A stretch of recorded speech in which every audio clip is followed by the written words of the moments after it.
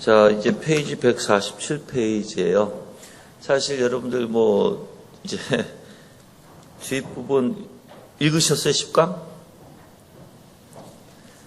자, 안 읽으셨으면 괜찮아요. 자, 왜냐면 내가 10강을 내가 좀 이렇게 결론을 9강하고 10강하고 같이 해서 좀 결론을 내서 여러분들에게 좀 알려드리기 위해서 그래요. 10강 읽으셨어요? 안 읽으시죠, 예. 괜찮아요. 목사님이 아무리 읽으라고 해도 여러분 안 읽어도 괜찮아요. 예. 제가 이제 9강에 들어갔는데 이게 8강이 잘못되어 있죠. 그래서 원래 9강이에요, 이게. 9강은 사랑은 자기의 유익을 구하지 않으며 이렇게 돼 있어요. 그게 9강이에요. 8강으로 써져 있지만 페이지 147페이지가 자, 이 두 가지 측면에서 이제 우리가 이제 주로 그 사랑의 본질에 관해서 생각할 때 사랑이 다른 이들의 유익에 관해서 주로 어떤 성향을 나타내는지 알아보았다는 거죠. 그래서 두 가지 측면에서 생각하여 보았는데 첫째로 사랑하는 사람은 다른 사람에게 자비로우며 온유해요. 그래서 우리가 내가 예수 그리스도의 마음을 품는 자, 정말 형상이 회복된 자들은 그 하나님의 사랑을 아는 자는 내 마음이 어떻게 된다? 딱딱해지지 않고 굳어지고 악하지 않고 오히려 자비롭게 되고 온유함이 생긴다는 거예요. 아멘? 예. 그래서 시기하지 않아요. 다른 이들이 누리는 그 복락을 시기하지 않고 두 번째는 사랑은 교만하지 않아요. 심령으로나 행실로나 거만하지 않습니다.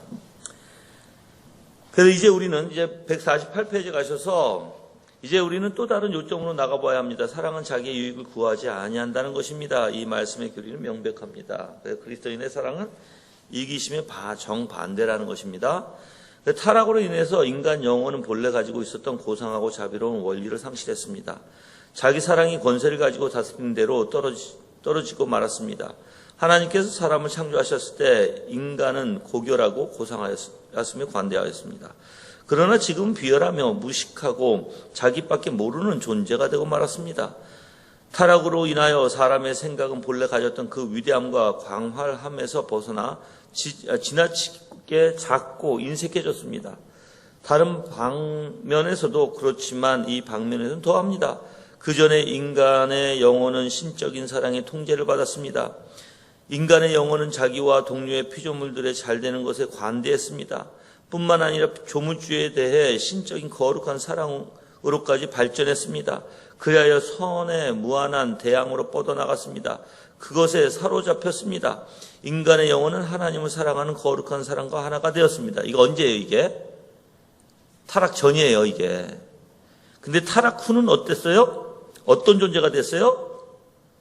그러나 지금은 비열하고 무식하고 자기밖에 모르는 존재가 되고 말았다는 거예요. 그래서 타락으로 인하여 사람의 생각은 본래 가졌던 그 위대함과 광활함에서 벗어나서 지나치게 작고 인색해졌다. 그래서 사람의 생각이 얼마나 완전 달라진 거예요. 타락 이전에는 내 마음이 넓고 정말 하나님의 사랑을 받아들여서 그 사랑과 연합하기를 너무 기뻐해서 정말 그 사랑이 정말 관대해졌죠. 그렇죠? 근데 희한하게 원래 여러분 사랑은 관대한 거 아세요? 알아요? 내가 누구를 사랑하면 그 사람 잡아요. 이제 우리가 만약에 음식을 먹는데 내가 음식을 먹는데 내 옆에 정말 사랑하는 사람이 있어. 아니면 내가 아는 사람이 있고.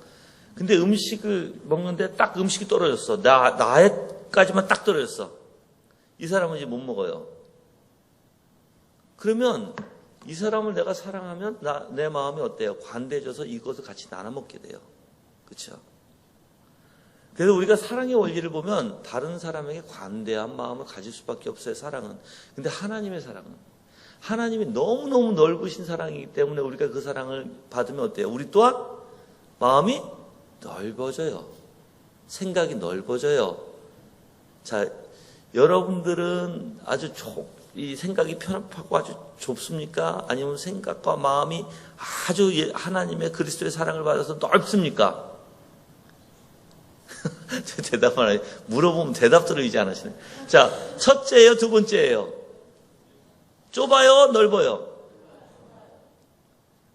좁으신 분도 있고 넓으신 분도 있고. 근데 여러분들 넓어야 돼요.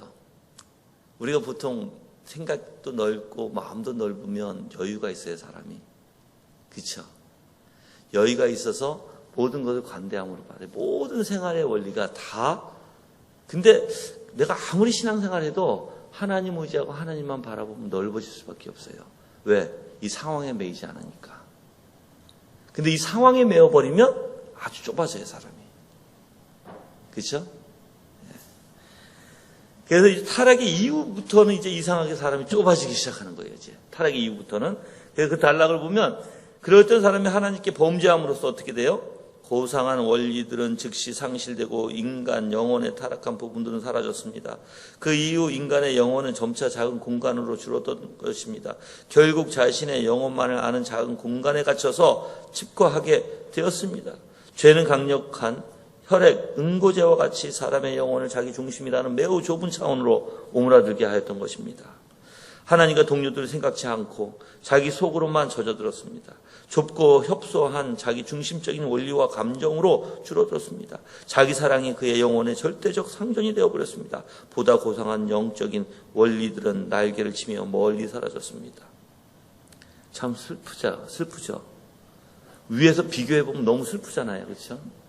근데 여러분들, 제가 한번 이런 생각을 해봤어요. 여러분들, 이게 진짜 죄송하지만 여러분들 개혁치 목사님들이 너무 이렇게 좀 좁으신 거 알죠?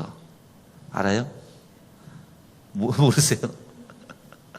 우리 목사님하고 그런 얘기를 좀 해요. 근데 조금 개혁치 목사님들이 좀 뭐가 있냐면서 싸움닭들이 있어요. 싸움닭들. 내가 얘기하는, 근데 왜 그분들이 그렇게 하시는가? 이걸 좀 정리해 드리려고 해요. 나는 이제 이름을 안 됐으니까 모르시겠죠. 근데 있어요. 근데 자, 여러분들도 이제 조심하시라는 거예요. 분명히. 우리가 어떠한 가르침에서 이제 배우잖아요. 배움에. 이 배움이 여러분들도 잘 아시다시피 내가 생각에 골두해서 내 생각으로만 계속 골두해서 생각하는 사람들, 그래서 반복적으로 내가 계속 내 생각에 사로잡힌 사람들, 그런 사람들이 굉장히 좁아요. 마음이 넓지가 못해요. 그러면 어떠한 배움을 통해서 배움을 받았잖아요. 그럼 이 배움에 자기만의 세상 속에 딱 갇혀서 이게 옳다라고 주장하기 시작하고 이 배움이 맞다라고 생각하고 여기서만 빠져 있으면 이건 편협하게 될 수밖에 없어요. 왜? 여기에 생각이 갇혀버리는 거예요, 여러분들. 근데 이제 우리가 개혁주의 하면 이런 게 아니거든요. 개혁주의는 어디에 갇혀야 돼요, 우리가? 하나님이에요, 하나님. 우주 만물을 창조하시는 하나님을, 그 생각과 그 마음을 닮아가야 되고 거기에 하나가 돼야 돼요. 그러면 우리는 편협하게 자꾸만 줄여서 내가 배운 거, 내가 아는 것만 생각하는 게 아니라 하나님을 생각하다 보면 그게 마음이 넓어지게 되고 광대해지게 되거든요. 그래서 우리가 지식적으로 아는 원리와 정말 하나님과의 관계 원리가 다른 거예요. 지식적으로 아는 원리는 항상 사색적 안에서 자기의 생각이 갇혀서 사는 사람들이고, 하나님과 관계가 있는 사람들은 이제 이제 거기 사색적 안에서 초월해요, 이제.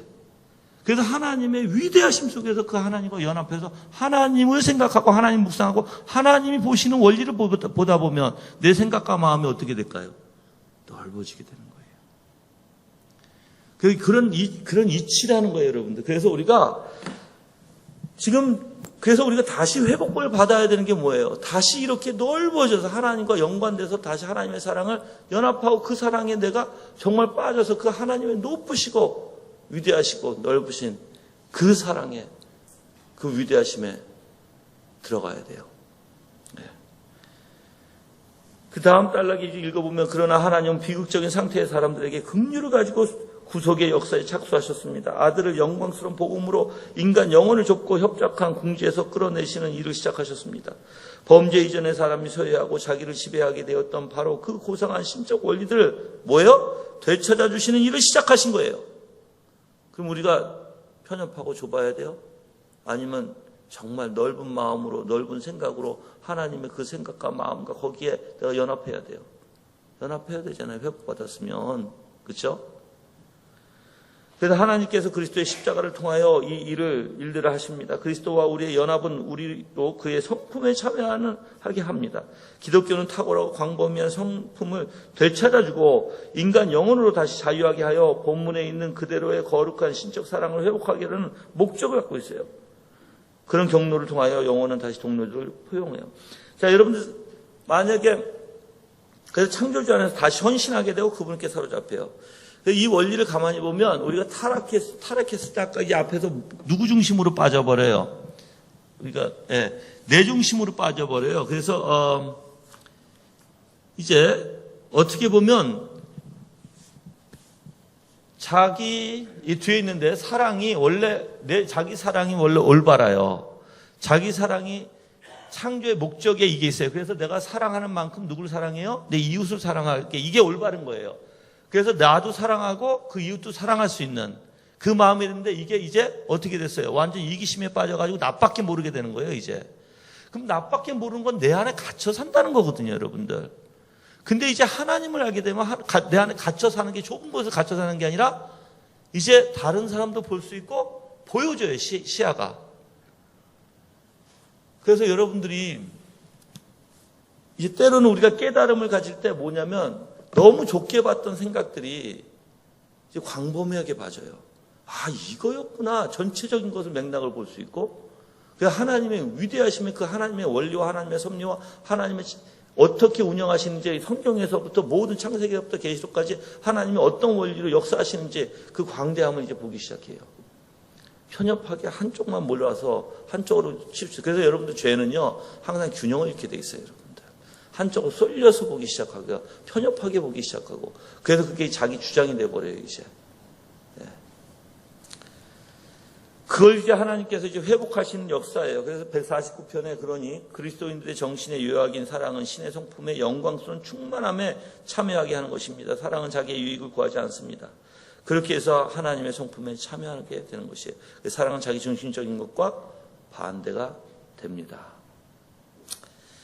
그래서 이거를 이제 세 가지로 나누는데 첫째 사랑의 반대되는 이기심의 정체, 그 둘째는 어떻게 사랑이 이기심과 반대되는지 그 실상을 보여주고 셋째는 앞으로 전제한 교리를 뒷받침하는 증거들을 말씀하겠습니다. 자, 먼저 이기심의 본질을 볼게요. 자, 1번을 보면 진정한 의미의 자기 사랑을 반대하지 않는 사랑의 정신입니다. 그래서 자기 사랑을 반대하지 않다는 거예요. 아까도 내가 말씀드렸지만 여기서 원래 우리의 창조의 목적은 나를 사랑할 만큼 내가 이웃을 사랑하게 돼 있어요.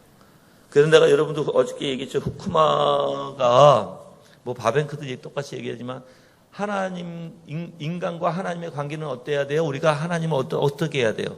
섬겨야 되고 봉사해야 되고 헌신해야 돼요. 인간과 인간 관계는요? 똑같아요, 이거에. 인간과 인간 관계는 게 이렇게 똑같아요. 그리고 자연과는 다스리고, 내가 통치해야 돼요.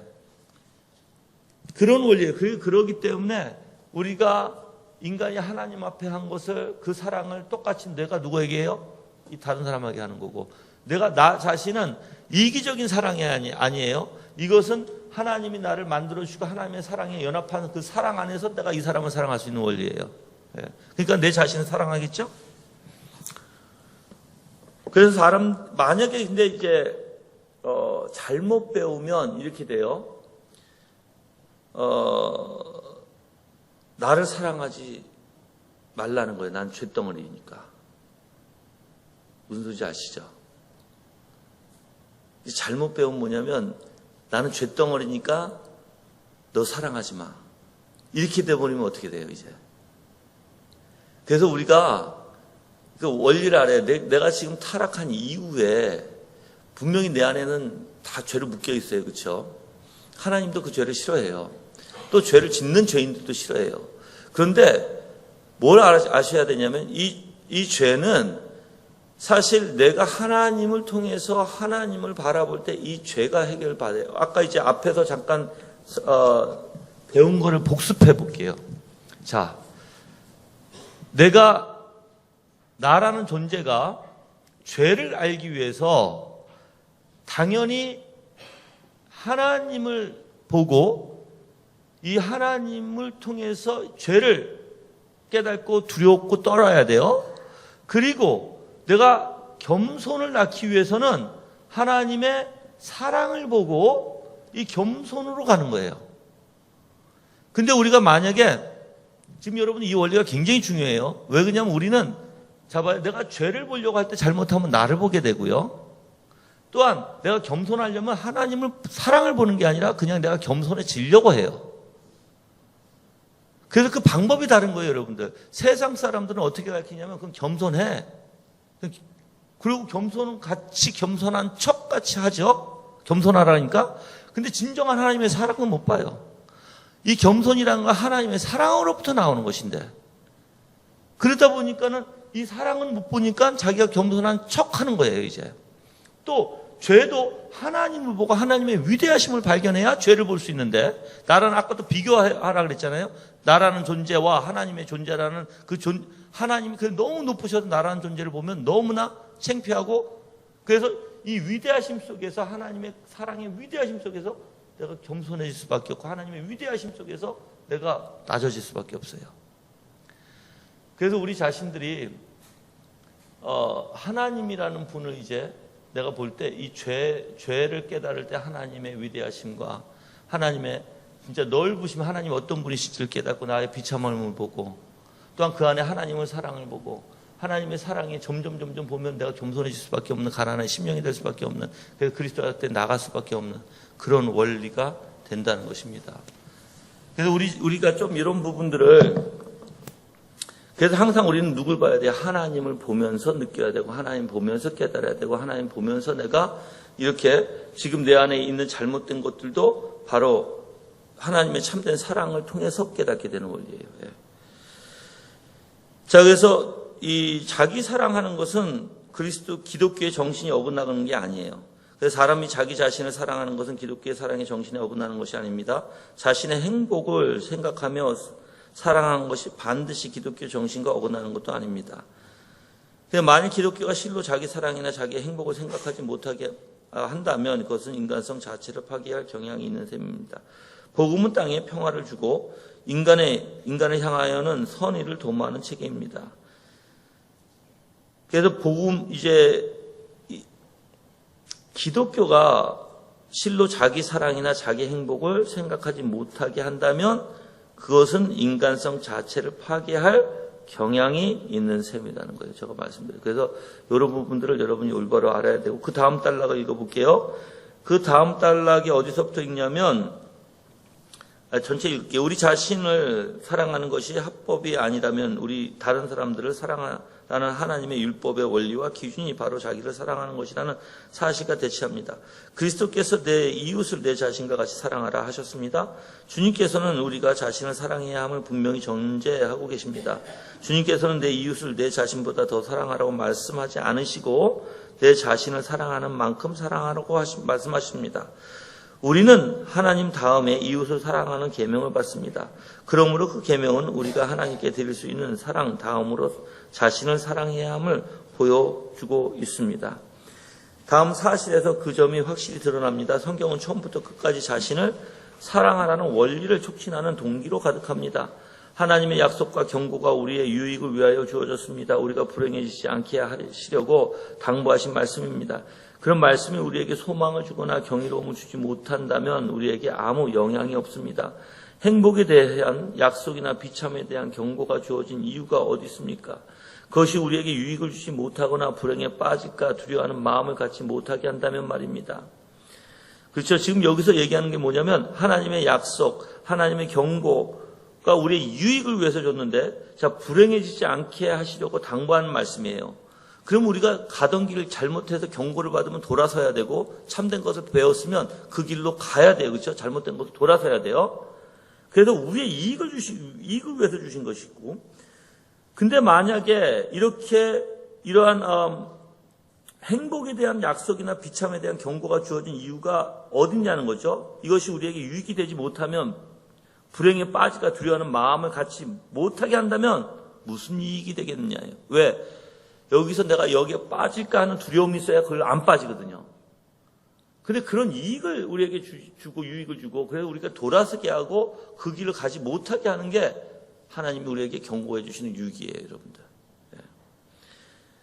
그게 무슨 이유로 하나님께서 우리 자신의 유익을 구하게 하시고 비참해지지 않게 권면하시는 것입니까? 그러니 소극적인 입장에서 말하여 그리스도인의 참된 사랑은 자기를 사랑하는 모든 사랑을 다 반대하지 않는다는 것이에요. 자, 정도에서 이제 벗어난 사랑이 이게 문제예요, 이제. 정도에서 벗어난 사랑이라는 것은 이제 지나친 자기 사랑인데, 그 지나친 자기 사랑이 무엇인가를 보면 이제 첫째로 볼게요. 지나친 자기 사랑은 정도의 지나침을 의미합니다. 자신의 행복을 사랑하는 것을 가리켜 과도한 자기 사랑이라고 말하지 않습니다. 만약 우리가 사랑을 절대적인 면에서만 생각하고 상대적인 면에서 생각하지 않으면 어떤 사람에 대하여도 그 사람 자기 사랑이 과다하다고 말할 수 없습니다. 그 자기 사랑이 증가될 수 있고 약화될 수 있다고 말하는 것도 합당하지 않습니다. 절대적인 의미로 자기 사랑을 말한다면 그 사랑이 타락의 결과가 아니라 필연적이라고 저는 이해하기 때문입니다. 자기 사랑은 모든 이성이 있는 존재들의 본성에 속합니다. 성도나 죄인이나 모든 사람들은 자신이 행복해지기를 좋아합니다. 그렇죠? 그러니까 모든 지성적인 존재들이 자신의 행복을 바라고 추구하는 성향이 있어요. 그래서 부단히 뭐예요? 그 행복을 추구하기 위해서 노력을 합니다. 얻기 위해서. 사람이 죄를 회개하고 거룩해진다 해도 그 변화가 자기의 행복에 대한 우리를 하찮게 생각하지 만들지 않습니다. 오히려 자신을 사랑하고 그 사랑의 영향을 받은 변화를 가져옵니다. 그 변화의 과정은 자기 사랑을 목적으로 유도되고 있습니다. 천국의 영혼들이 지옥에 있는 비참한 영혼들만큼 자기의 행복을 사랑하지 않는다고 말할 수 있는 사람이 누구입니까? 만일 자기의 행복을 사랑하는 것이 거룩하여짐에 따라 감소된다면 성화는 행복 자체를 감소시키는 것이 될 것입니다. 어떤 사람이든 행복을 사랑하는 것이 적을수록 행복을 위해 하는 수고도 적을 것입니다. 그럴수록 행복은 감소되는 결과를 초래할 것입니다. 하나님께서 한 영혼을 비참한 상태와 조건에서 건져내어 중생을 통해 행복한 상태로 인도하실 때 그 사람이 전에 갖지 못했던 행복도 함께 주십니다. 하나님께서는 중생과 동시에 자기의 행복을 사랑하는 것까지 없애시는 분이 아닙니다. 그러므로 한 성도가 은혜 안에서 자라게 될 때 그는 그 전보다 더욱 행복하게 될 것입니다. 그러나 행복을 사랑하고 맞들리는 일도 행복 자체가 그 자리만큼 자라지는 않습니다. 왜냐하면 이 면에는 행복이 증가하지만 또 다른 방식에서는 그의 행복은 감소될 것이기 때문입니다. 그러나 하나님께서 비참한 영혼을 복되게 하시는 모든 경우 행복한 영혼은 더욱 행복하게 될 것입니다. 그는 전에 가지고 있던 자기 사랑을 소유하고 있습니다. 의심할 여지 없이 성도들이 자신의 행복을 사랑하는 사랑은 악인들이 자신을 사랑하는 것 같은 분량입니다. 그러므로 만약 우리가 자신과 자신들의 행복에 대한 사랑을 절대적으로 생각한다면 자신을 지나치게 사랑하는 개념은 애초부터 생각할 수 없습니다. 왜냐하면 자기를 사랑하는 것이 모든 경우에 동일하기 때문입니다. 그러나 저는 다음과 같은 논리를 듭니다. 자, 그럼 여기서 첫 번째 중에서 내가 다 읽은 건데 여러분들이 만약에 이제 우리가 중생했어요. 이제 중생하면 이 중생한 사람은 자기를 사랑해야 안 해요. 자기 사랑해요, 여러분들. 이게 다시 회복이 돼요. 자기 사랑하는데 어떻게 사랑해요? 올바로 사랑해요, 이제. 올바로. 만약에 자연인이었을 때는 어떻게 사랑했어요? 과도하게, 그렇죠? 정말 지나치게. 그래서 나밖에 모르는. 근데 이제 하나님께서 중생을 이제 그래서 다 사람들이 자기의 행복을 위해서 추구하게 되고 자기 행복을 위해서 살게 돼요. 근데 이 사람이 중생할 때는 자기 사랑은 하는데 이것을 올바르게 해요. 근데 중생한 사람의 자기 기쁨과 자기 행복이 뭐예요? 행복이. 중생한 사람. 이제 세상 사람들의 행복이 뭐예요? 예? 세상 사람들의 행복은 물질과 명예와 부와, 그쵸? 자기가 잘 사는 데 있어요. 그리고 자기가 그것을 누리는데 행복을 찾아요. 그쵸? 그리스도인들은. 그러니까 여기는 다 누구밖에 없어요. 자기밖에 없어요. 그리스도인은 행복이 누구 찾아요, 이제? 그렇죠. 오직 예수 그리스도 안에서 위로받고 예수 그리스도 안에서 행복을 찾는 사람들이에요. 다른 거예요. 행복을 추구하는 것도 다르고 행복의 목적도 다르고 행복이 무엇인지 그 원리도 달라요. 이들은 완전 달라요. 우리 자신이 그래서 여러분들 성경에서 항상 기뻐하라 얘기하시죠. 그래서 청교도들이 정말 중생한 사람은 기뻐 안 할 수가 없다는 거예요. 항상 기뻐하며 산다. 아멘? 여러분들 항상 기쁨이 있죠? 네. 근데 우리가 좀 생각을 올바로 해야 될 것 같아요. 때로는 여러분들 많은 분들이 오해하시는 게 있어요. 내가 죄를 깨닫고 내가 비참함에 빠져서 내 가슴을 치고 내 마음을 찢고 하나님 앞에 이제 갈망하면서 막 울부짖고 그럴 때가 있잖아요. 가만히 보세요. 그 안에 뭐가 있냐면 희한하게 나도 내 안에 뭐가 깔려 있냐면 평안이 깔려, 그 안에 평안이 깔려 있어요. 그리고 이상하게 기쁨이 있고 만족이 있어요. 왜 그렇죠? 바로 그러한 모습이 진정한 하나님께서 나를 아직까지 붙들어 주신다는 그걸 내가 믿으니까. 그러니까는 마음에 평안이 있고 기쁨이 있는 거예요. 근데 만약에 여러분들이 이렇게 생각하면 안 되겠죠. 저 사람은 매일 자기 죄 때문에 울고 자기 죄 때문에 가슴 치고 자기 죄 때문에 매일 우울해. 진짜 그리스도인들은 그게 아니에요. 우울한 거 달라요, 여러분들. 그래서 그 안에 이상하게 울부짖고 정말 하나님 앞에 두려워 떨지만 그 안에는 또 이상하게 기쁨이 있는 거. 그래서 시편 볼게요, 여러분들. 시편에서 그걸 증거하거든요.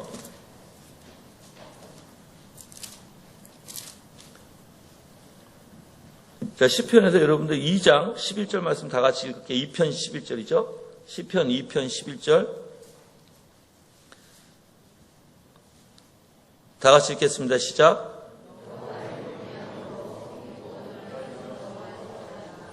네, 여기서 여러분들 떨면서 즐거워한다는 게 말이 돼요? 말이 돼야 안 돼요. 우리의 생각적으로 여러분들 우리가 떨면서 즐거워한대. 이 세상적인 원리 안에서는 이게 말이 안 돼요, 여러분들. 어떻게 내가 떠는데 내가 그걸 즐거워? 근데 하나님 안에서는 아니에요. 오히려 하나님을 경외하는 마음이거든요, 이게. 그래서 내가 하나님을 찾고 하나님의 마음에서 내가 가슴을 찢고 힘들지라도 이상하게 내 안에 뭐가 있냐면 기쁨이 있고 즐거움이 있는 거예요. 그것을 앗아갈 사람이 없어요. 왜? 바로 그것이 정말 아까도 얘기했지만 하나님께 날 붙들어 주신다는 정말 그 확신을 갖고 있기 때문에 그래요. 예.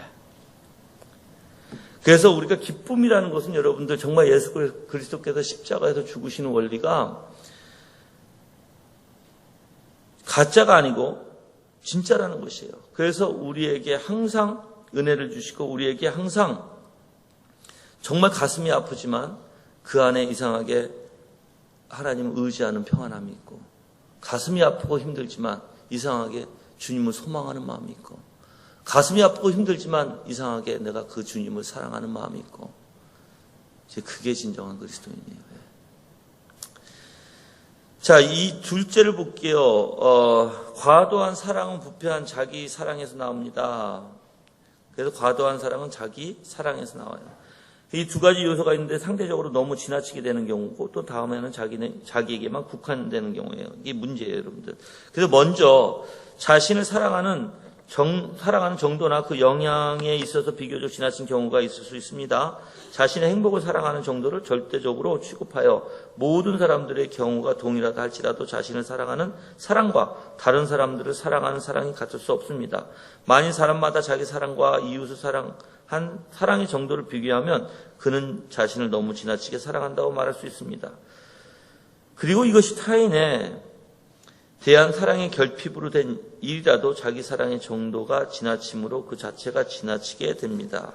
곧 자신을 사랑하는 사랑이 타인에게 끼치는 영향력이나 지배하는 측면에서 지나친 경우입니다. 자, 그래서 그 다음 단락 읽어볼게요. 맨 밑에 인간이 타락하기 전에 자신을 사랑하였습니다. 타락한 후에도 자신의 행복을 사랑하는 마음이 똑같습니다. 그러나 타락한 마음에는 사랑의 우월한 원리가 힘을 잃었습니다. 자신을 사랑하는 힘이 정도나 세력은 전혀 같습니다. 그러나 타락 전에는 자기 사랑을 규제하는 힘이 있었으나 이제는 다릅니다. 자기 사랑을 규제하는 힘이 타락 이전과 전혀 다릅니다. 그래서 자기 사랑이 지나친 영향력을 행사하게 된 것입니다. 자기 사랑이 복종의 자리에 있지 아니하고 상전의 자리에 차지하고 주인 노릇을 하게 된 것입니다. 이렇게 자신을 사랑하는 사랑이 그 영향력을 행사하는 면에서 지나치게 될 수 있습니다. 하나님을 사랑하는 사랑이나 이웃을 사랑하는 사랑이 너무나 작아지게 되면서 자기 사랑의 비율이 높아져서 생긴 일이에요. 이제 좀 이해하시겠죠? 우리가 왜 너무나 내 중심으로 몰리는지, 너무나 내 자신의 그 사랑이 너무나 어떻게 보면은 정말 이기적으로 쏠릴 수밖에 없는지. 왜? 그 자리에 하나님을 두지 않기 때문에 그래요. 타락해서. 그래서 그 절제하는 힘을 잃어버린 거예요, 여러분들. 자, 그 다음 단락을 읽어보겠습니다.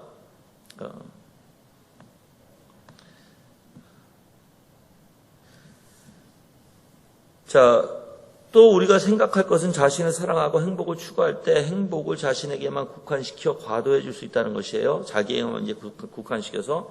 이 경우 실수는 자기를 사랑하는 정도에 있다기보다는 자기 사랑이 흐르는 통로에 있습니다. 자기의 행복을 사랑하는 정도의 문제가 있기보다는 자기의 행복을 적합한 자리에 놓지 못하는 데 있습니다.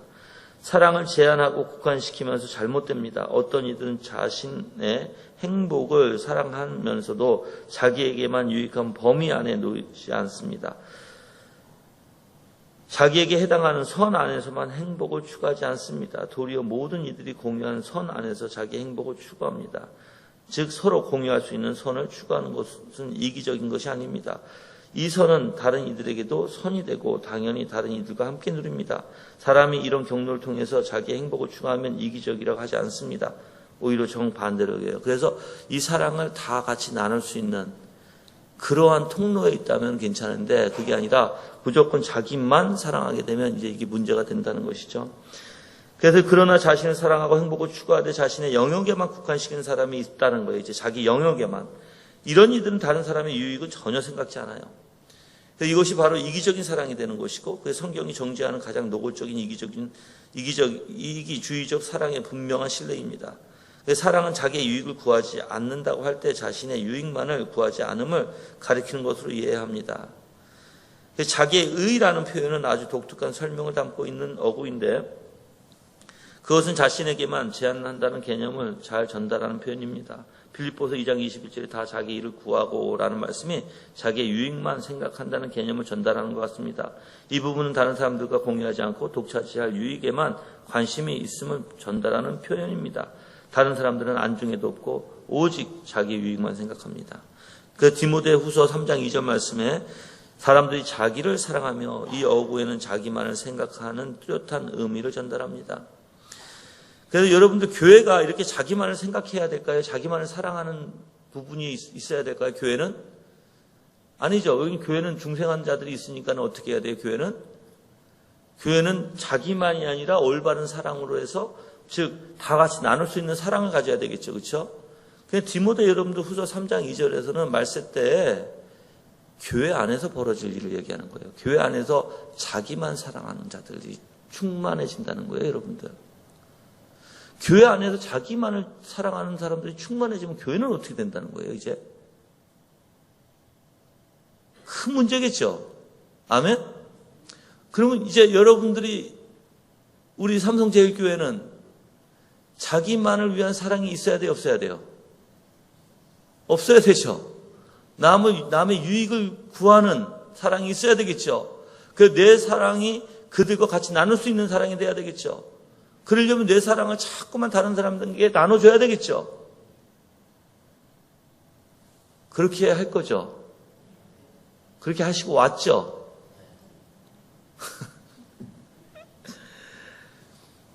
예. 그래서 여러분들 이 말세 때 보면은 정말 하나님 사랑하는 게 없어요, 교회 안에. 다 자기고 돈을 사랑하고 자랑하고. 하나님과 아무런 관계가 없다는 뜻이에요, 여러분들. 다른 사람들은 안중에도 없고요. 자신을 사랑하되 사랑할 수 있는 한 전부를 들여 자신을 사랑해, 자신을. 자신의 행복에 관하여 매우 높은 정도로 실천하며 끊임없이 쉬지 않고 갈망합니다, 그들은. 자기 행복을 위해서. 그 다음 단락 읽어볼게요. 그와 같은 행복을 심사숙고하면 다른 이들의 유익을 위하는 일에서 행복을 찾을 수 있습니다. 다른 이들의 유익을 내포하는 행복을 원함으로 자신을 사랑하며 자기의 행복을 누립니다. 이런 경우는 자신만을 위한 이기주의가 아닙니다. 자, 이제 어떤 행복이에요? 다른 사람의 유익을 위하고 다른 사람이 잘 되기를 기뻐하고 다른 사람이 정말 행복하기를 원하는 그 사랑으로 그 사람들을 대하게 되면 그 사랑은 이기주의 사랑이 아니다라는 거예요. 그렇죠? 그럼 교회가 그래야죠. 그렇죠? 오늘 이 수련회 이후부터 앞으로 그 전에도 여러분이 그렇게 살았을 줄 믿어요. 근데 이제 이 수련회 이후부터는 전적으로 나는 다른 사람들의 행복을 위해서 살 것이다. 아멘? 그게 하나님의 사랑을 내 마음에 담는 것이고 내가 하나님을 사랑하는 것이에요. 저 작은 소자에게 한 것이 나에게 했느니라. 그렇죠?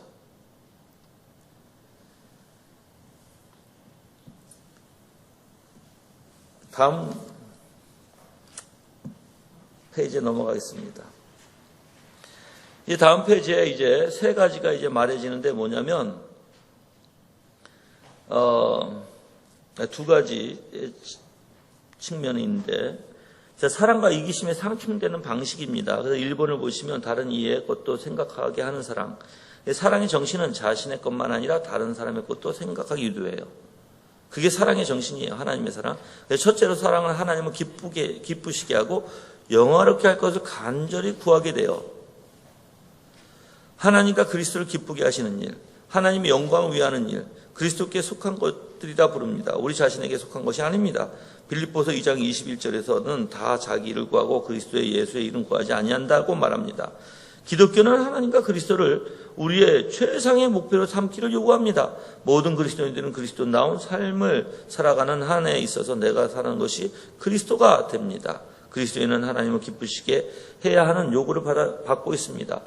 하나님의 선하시고 기뻐하시고 온전하신 뜻이 무엇인지 분별하도록 하라. 우리는 모든 일에 그리스도의 종으로 주님을 기쁘시게 하는 일을 추구해야 합니다. 아멘? 그래서 여러분이 항상 내 마음과 생각은요, 항상 내가 어떻게 하면 하나님을 닮아갈까? 어떻게 하면 내가 정말 그 사랑을 내가 더 느낄 수 있을까? 내가 저렇게 긍휼함과 자비함과 내가 오래 참음과 내가 온유함과 내가 정말 예수 그리스도의 그 마음을 내가 품을 수 있을까? 정말 내가 그 사랑으로 내가 어떻게 똘똘 뭉칠 수 있을까? 그것을 부단히 어떻게 해야 돼요? 부단히 해야 돼요. 여러분이 정말 그 사랑을 나타내려고 무지 애를 써야 돼요. 그거 아시죠? 자, 한 가지 제가 여러분들 요즘에 많이 막 이제 뉴스에도 나고 막 그 인터넷에서 뜨는 게 있어요. 뭐냐면 아주 사소한 일이에요. 이게 자연인들이 했는지 뭐 그리스도인들이 했는지 나는 모르겠지만 근데 이 세상에 뉴스에 나왔으니까 얘기하는 거예요. 여러분들 짜장면을 먹고 짜장면 그릇을 깨끗이 닦아주고 거기다 고맙다는 말 한마디 적어준 게 인터넷에 뉴스에 떴죠. 나는 너무 비참해요. 왜 그러냐면 그 작은 일 가지고 그렇게 뉴스에 뜰 만큼인가 지금 세상이. 그게 나는 슬프다는 거예요, 여러분들. 그렇잖아요. 그런데 한번 봐요, 이제. 저가 그래서 근데 이제 그거 이후에 이제 뭐 바카스 놔주고 뭐 여러 가지가 나오더라고요. 그렇죠? 저는 저분들이 그리스도인이었으면 좋겠다는 생각이 많이 들었어요.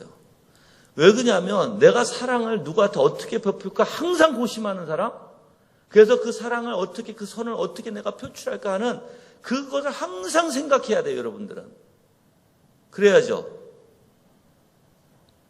예를 들어서 정말 여러분들 정말 이건 아무것도 아닌 것 같을 수도 있어요. 이제 우리 교회에서 이렇게 보니까 어떤 분이 매번 갈 때마다 뭐 버스 타러 나가시는데 뭐 보니까 장갑이 없으셔.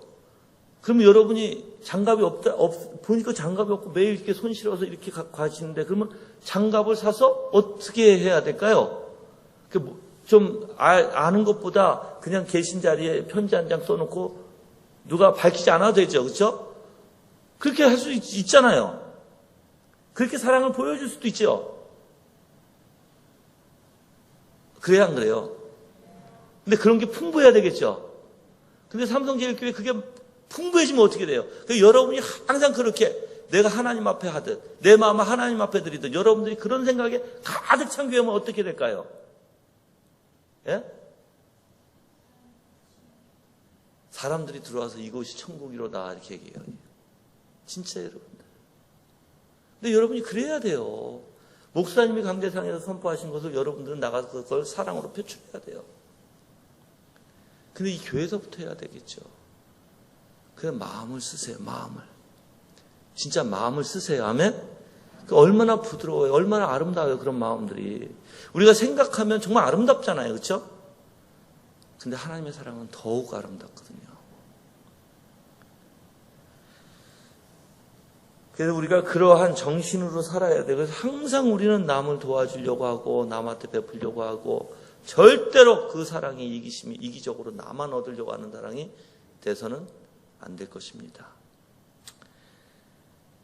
그래서 눈가림만 하여 사람을 기쁘게 하는 자처럼 하지 말고 종들처럼 마음으로, 그래서 그리스도의 종들은 어때요? 마음으로 하나님의 뜻을 행하고 기쁜 마음으로 섬기기를 주께 하고 사람에게 하듯하지 마라. 자, 또한 먹든지 마시든지 무엇을 하든지 하나님이 영화롭게 하라는 요구를 받습니다. 분명한 이러한 정신은 자신만을 생각하는 것과 정반대죠. 자, 둘째로 사랑의 정신은 곧 그리스도인이 사랑을 가진 사람은 자기 동료의 유익을 구해요. 그래서 첫 번째는 뭐예요? 하나님을 사랑하는 원리. 두 번째는 자기 동료를 사랑하는 원리예요. 그 각각 자기 일을 돌아볼 뿐더러 또한 각각 자기 사람들의 일을 돌아보아 나의 기쁨을 충만하게 하라. 우리는 다른 사람들의 영적인 유익을 구해야 합니다. 우리가 그리스도인의 사랑에 정신을 가졌다면 다른 사람의 영적인 복락과 행복과 지옥에서 구원을 간절히 바라고 구하게 됩니다. 이런 이들이 하나님의 영원토록 영화롭게 하며 즐거워하기를 바라게 될 것입니다. 사랑의 정신은 다른 이들이 이 세상의 일도 잘 되기를 바랍니다. 자, 여러분들 만약에 내가 저 사람의 영혼을 올바로 세우고 정말 저 영혼을 구원하고 정말 저 영혼을 인도하려고 하는 그 마음이 일어나고 정말 그 영혼을 긍휼히 여기는 마음이 있다면, 사랑하는 마음이 있다면, 자, 내가 가서 만약에 그분에게 자매님, 형제님 이제 대화하면서 이제 어떠한 것을 권면을 했어요. 근데 권면을 하는데 아주 조심스럽게 권면을 하겠죠. 그리고 가르쳐 주겠죠. 그렇죠? 근데 이제 그쪽에서 상대방은 굉장히 이제 화를 내고 당신이 나를 뭘로 보기에 이러냐 하고 막 그냥 화를 냈어요.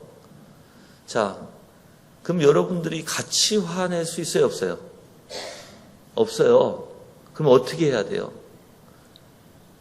정말 그분한테 죄송하다고 하고, 만약에 정말 내 말이 당신의 마음을 힘들게 하고 아프게 했으면 정말 죄송하다. 언짢게 했으면 죄송하다. 그렇지만 이 말이 하나님의 말씀에서 나온 것이고 정말 돌아왔으면 좋겠다. 그리고 이제 만약에 헤어졌는데 계속 그분이 분을 가지고 있으면 또 어떻게 해야 돼요? 가서 또 죄송하다. 내가 만약에 이렇게 얘기했으면 당신의 마음을 아프게 했으면 죄송하다 하고 얘기를 했는데 그 가운데 뭐가 있어야 돼요? 계속 기도와 그 사람을 위한 간구, 그렇죠? 어떻게 하면 그 사람의 마음을 풀어줄까? 어떻게 하면 그 사람을 올바로 인도할까? 그걸 굉장히 고심해야 돼요. 그걸 고심하고 생각하고 그걸 기도하는 사람이 정말 그 사람을 사랑하는 자예요. 만약에 이런 사람은 어떨까요? 근데 한마디 했어요? 근데 그쪽에서 당신이 뭐야? 하고 나와서 기분 나빠요? 근데 나 토라져가지고 나도 기분 나빠져, 같이. 그래서 이제 말도 안 해, 이제. 절대 그런 게 사랑이 아니에요. 그거는. 그래서 정말 영적인 그 한 영혼을 살리기 위해서 내가 얼마나 죽어줘야 되고, 그 한 영혼을 내가 하나님 앞에 아름답게 드리기 위해서 내가 얼마나 낮아져야 되고, 얼마나 섬겨야 되고, 얼마나 봉사해야 되는지. 그래서 누구든지 자기 유익을 구하지 말고 남의 유익을 구하게 되고요. 우리는 또한 다른 사람의 즐거움이나 유익을 구해야 합니다. 그에 대해서 다시 말하고 있습니다. 나와 같이 모든 일에 모든 사람을 기쁘게 하여 자신의 유익을 구하지 아니하고 많은 사람의 유익을 구하여 그들로 구원을 받게 하라. 아멘. 우리 각 사람이 이웃을 기쁘게 하되 선을 이루고 덕을 세우도록 할지니라. 그래, 긍휼한 마음을 이제 갖는 원리가 이제 얘기하죠. 자, 그 다음 장에 보시면 157페이지에 가볼게요. 세 번째 단락. 자, 그리스도인다운 사랑의 정신을 가진 사람들은 마음이 더욱더 넓어진 사람입니다. 아까 제가 말씀드렸듯이 자기와 관련된 사회가 잘 되기를 바라고 하나님의 교회와 교회에 속한 하나님의 사람들은 모두가 개인적으로 잘 되기를 바랍니다. 그 다음 달락에 보면 특별히 그리스도의 사랑의 정신은 공적인 권세를 가진 자들의 공공의 유익을 추구하게 합니다. 장관이나 행정관이나 공무원들답게 공공의 유익을 위하게 됩니다.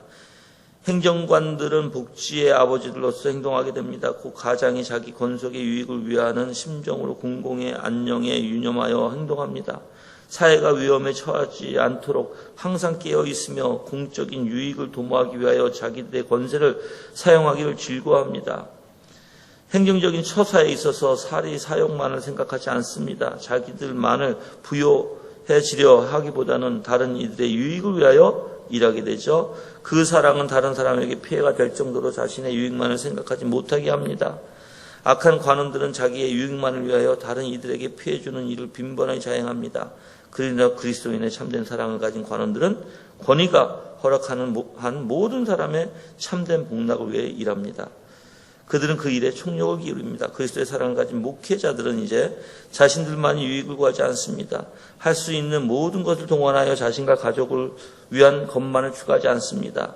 그는 위대한 목자장께서 자기에게 맡기신 양떼들을 위하고 그들이 잘 되기를 구합니다. 그들을 보살피고 양들에게 좋은 꼴을 먹이려 했습니다. 사랑을 가진 목회자들은 양떼들이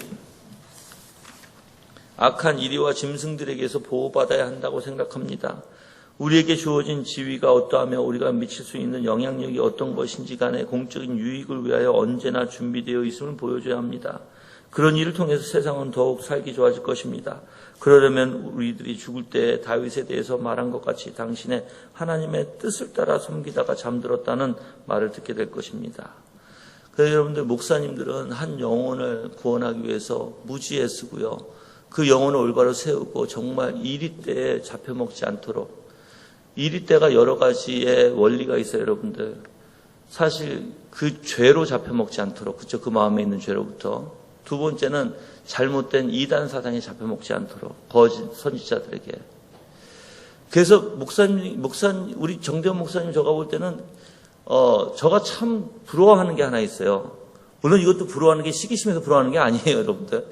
근데 내가 참 이렇게 나도 닮고 싶은 마음인데 뭐냐면, 이 목사님이 설교를 보면 아주 이렇게 탁탁 끊어지고 아주 명쾌해요. 그렇죠?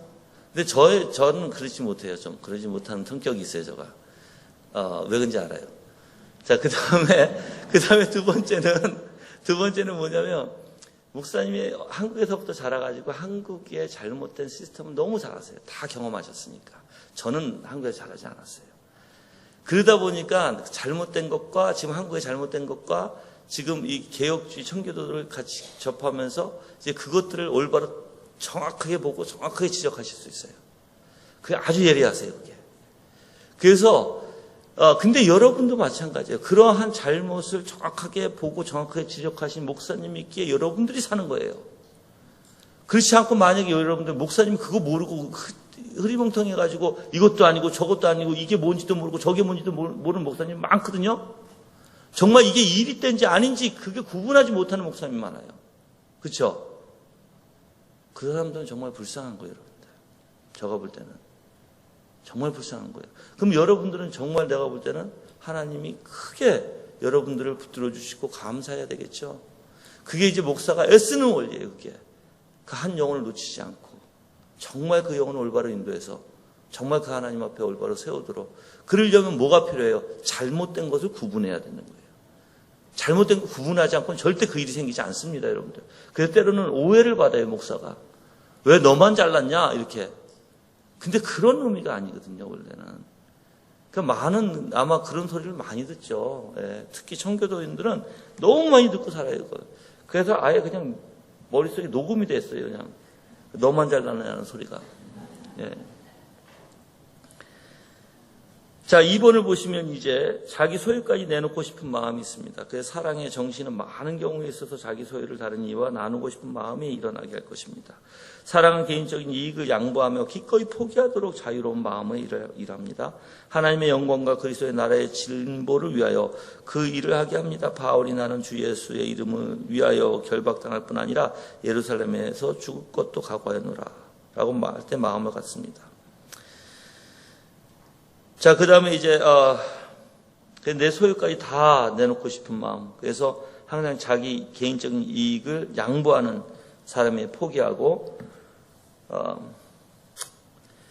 그 다음에 제가 이제 요 부분은 좀 시간상 지금 넘어가고요. 제가 어디에 가시냐. 여러분들 지금 10장 안 읽었죠? 10장 안 읽었는데 10장을 읽어보면 이제 결론이에요. 결론 부분은 어떤 거냐면 제가 그냥 말로 해드릴게요. 결론 부분은 아까도 우리가 어저께도 얘기했지만 결론 부분은 실질적으로 이 악을 미워한다는 거예요. 사랑은 절대 악을 미워하고 이제 자기 안에 있는 악 또는 이웃에 있는 악 모든 그 불의를 미워해요. 자, 그래서 하나님께서 어떻게 보면 내 안에 거룩성을 잃어가고 거룩성을 만들어 가신 거예요. 그래서 이제 10장 안에는 어떻게 보면 구원의 원리가 좀 담겨져 있어요. 구원의 원리가. 그래서 읽어보시면 여러분들이 내가 무슨 말을 하는지 알아요. 자, 그래서 만약에 내가 하나님을 사랑하는 자고 그 사랑이 내 안에 있고 그러면 결국은 이 사랑은 불의를 싫어합니다. 그렇죠? 모든 불의를 싫어해요.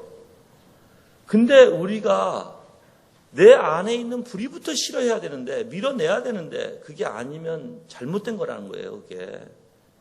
그래서 여러분이 하나님의 말씀을 배우면 배울수록 내 안에 있는 불의가 드러나죠. 드러나면 날수록 그걸 실어줘야 되는 게 사랑이에요. 아멘? 여러분 자신을 점검해 보라는 거예요. 정말 그런 것이 일어나는지. 자, 이제 중요한 게 있어요. 이제 194페이지 이 부분은 존 오웬 글이에요. 194페이지는 존 오웬 글인데 이제 여러분들이 뭐가 있냐면 어저께도 내가 얘기하고 오늘도 얘기했어요. 여러분이 이렇게 쭉 들으면서 느낀 게 야, 이건 너무 높은 사랑 아니냐. 나는 이런 걸 할 수 없고 나는 이런 것들이 마음에 없다. 정말 나는 이런 것들을 못한다. 할 때는 어떻게 하래서 좌절하지 말고 부단히 추구하라고 그랬어요. 그렇죠? 자, 이제 존 오웬이 저가 이제 이런 분이 있을까봐 저가 이거를 실어 놓은 거예요. 근데 내가 볼 때는 있는 것 같아요. 많이 계신 건 아닌 것 같고 있는 것 같은데 은혜 받는 영혼의 일반적 구조의 과정이 있죠. 이게 정말 중요한 주제예요, 여러분들. 자, 194페이지입니다. 여기서부터 존 오웬 글이에요. 자, 이런 표현으로 시편 기자, 이게 130편의 내용입니다. 130편 가서 한번 읽어볼게요. 1, 2절만. 130편에 1, 2절만 한번 읽어보겠습니다. 다 같이 시작. 죄송해요. 예. 예, 시작.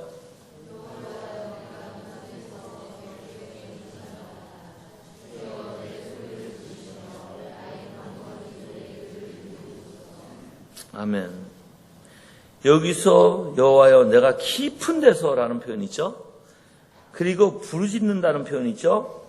또 2절에서도 내 소리를 들으시며 나의 간구하는 소리를 귀를 기울이소서. 그래서 지금 들으시며 귀를 기울이시다 깊은 데서 부르짖는다. 이런 표현들이 누가 할 수 있는가?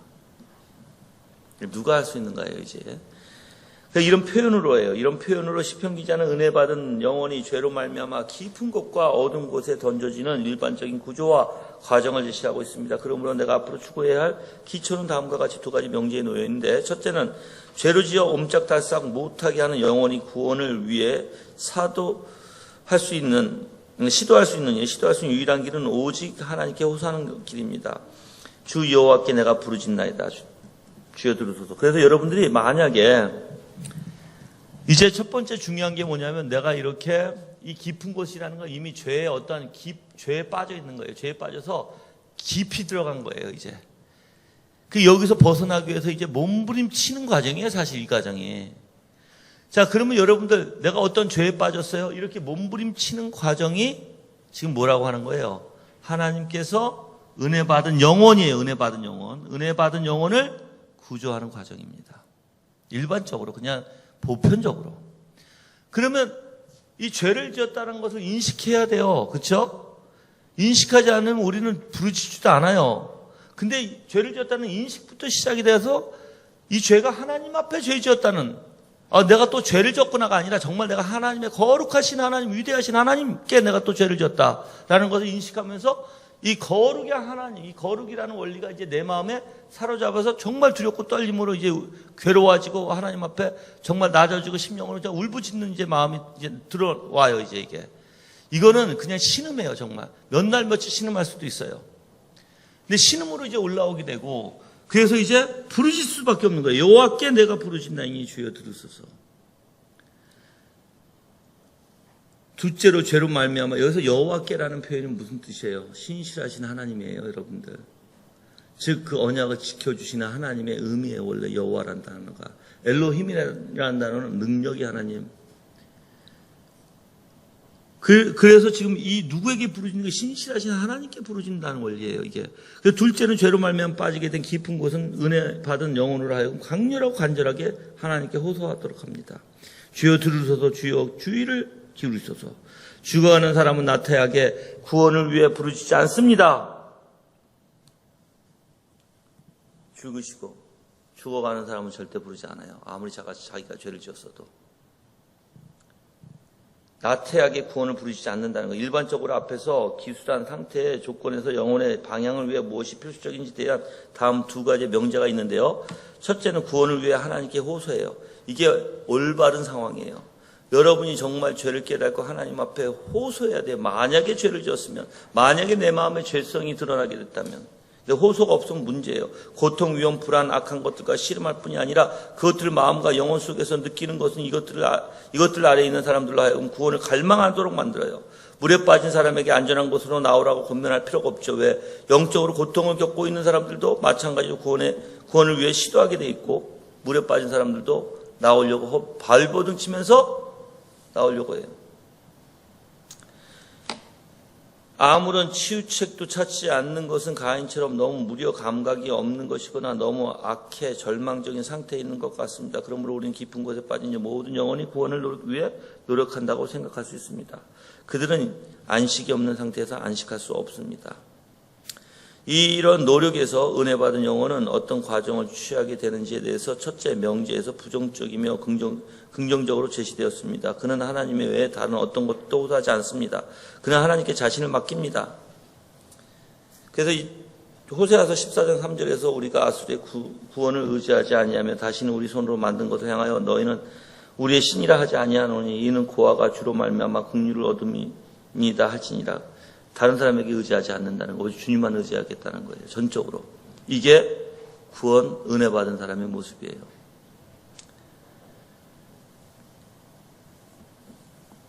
그리고 나는 은혜 받은 영혼이 이런 셀 수 없는 많은 바위들을 피하려고 노력해야 한다고 봅니다. 시편 기자는 자신의 깊은 곳에 놓여있는 자신의 양심의 주가 오직 하나님이시라는 것을 알며 오직 하나님에게 죄를 지었고 하나님만이 자신의 죄를 용서하실 수 있다는 것을 압니다. 그는 하나님과 씨름하는 데서 유혹을 받을지도 분산되지도 않을 것입니다. 오 하나님 당신에게 나갑니다. 나에 대한 당신의 말씀이 서야 합니다. 내가 당신을 섬기겠습니다. 만약 당신이 나를 기뻐하지 않으신다면 나는 멸망받을 수밖에 없습니다. 내가 하는 다른 치료책들은 헛된 것입니다. 나의 양식이 아닌 그것이 나의 힘이 허비하고 싶지 않습니다. 제가 당신에게 부르짖습니다라고 말합니다. 제가 왜 이걸 담아놨냐면 여러분들이 여러분 마음에 무감각한 게 문제예요. 여러분이 만약에 죄를 짓고도 무감각하면 그건 문제입니다. 어느 정도 양심이 나를 괴롭혀야 되냐면 정말 내가 죄로부터 돌아설 수 있을 만큼 괴롭혀야 돼요. 그래서 내 마음이 낮아지고 겸손해져야 돼요. 근데 만약에 내 양심이 반대작용으로 이상하게 내가 조금 양심을 느꼈다가 안 느껴버리면 그렇게 부르짖지를 못해요, 여러분들. 그래서 하나님은 분명히 이렇게 하는 이유가 뭐냐면 이제 169페이지에 가서 그 원리가 있어요.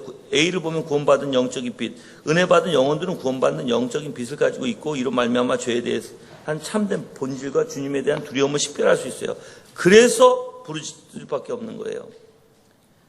그리고 또한 B에 보면 죄에 대한 하나님과 씨름하는 것의 유익함이에요. 은혜 받은 영혼들은 죄에 대한 하나님과 씨름하는 것이 얼마나 비용이 드는지 기억합니다. 그러므로 이 영혼들은 자신들이 다루는 문제가 보통 문제가 아니라는 것을 압니다.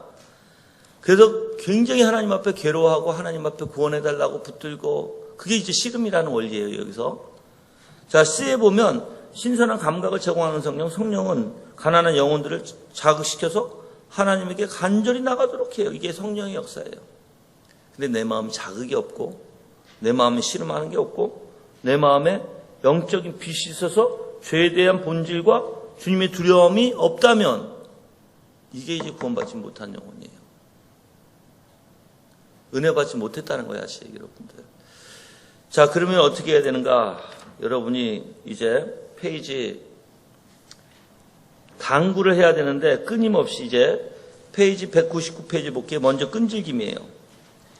우리 구주는 끈질긴 믿음의 능력에 대해서 항상 얘기하고 있어요. 그래서 항상 우리는 어떻게 해야 돼? 끈질기게 주님 앞에 매달려야 돼. 끈질기게. 언제까지? 주실 때까지. 아멘? 그리고 두 번째로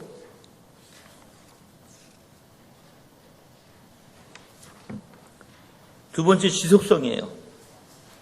이 지속성은 간절함에서 나와요. 이런 월 포기하지 않아요. 주실 때까지 절대 포기하지 않아요. 근데 간청할 때 이제 199페이지 밑에 두 번째 단락을 보면 간청할 때 다윗은 예수 그리스도 안에 있는 하나님의 신실함, 의로움, 이름, 자비, 선함, 친절함, 그리고 하나님 안에 있는 다른 사람들에 대한 관심, 하나님의 친구와 원수, 자신의 연약함과 무기력함, 죄의 크기와 같은 모든 것을 논쟁으로 근거로 사용합니다. 뭐 할 때? 지금 하나님과 씨름할 때, 그래서 하나님을 찾을 때, 그래서 내가 하나님은 신실하신 하나님이고 의로우신 하나님이고 하나님 자비하고 선하시고 친절하시고 이런 것들을 하나님 앞에 간구하면서 내가 정말 구원받기를 위해서 간구할 때는 이런 것들이 다 마음에서 나와야 돼요. 그래서 여러분이 나는 연약합니다, 하나님. 나는 죄가 너무나 많아요. 그래서 내가 이 죄를 이길 수 없습니다. 주님께서 해주셔야 합니다. 하고 또 간절함이 일어나고 주님 또 말이 아무 소리도 나한테 없으면 내 마음 평안하지 않으면 또 어떻게 해야 돼요? 주님은 신실하지 않습니까? 주님은 약속하지 않았습니까? 그래서 이러한 원리를 가지고 항상 하나님의 그 속성과 하나님의 성품과 하나님의 그 본성을 가지고 또한 속성을 가지고 여러분이 간구해야 돼요. 그 마음을 알고 간구해야 된다는 것이죠. 그러지 않으면 안 돼요, 여러분들. 그래서 여러분이 물론 이 책을 이제 다시 한번 천천히 읽어보세요. 읽어보시면서 정말 우리가 이 사랑에 대해서 얼마나 잘못 알고 있었는가. 지금껏. 그래서 제가 왜 이걸 택했냐면 제가 지금 오늘도 생각해 봤어요. 하나님께서 왜 여러분들에게 이 사랑이라는 것을 들려주게 하셨을까. 사실 제가 다른 것을 계획했거든요.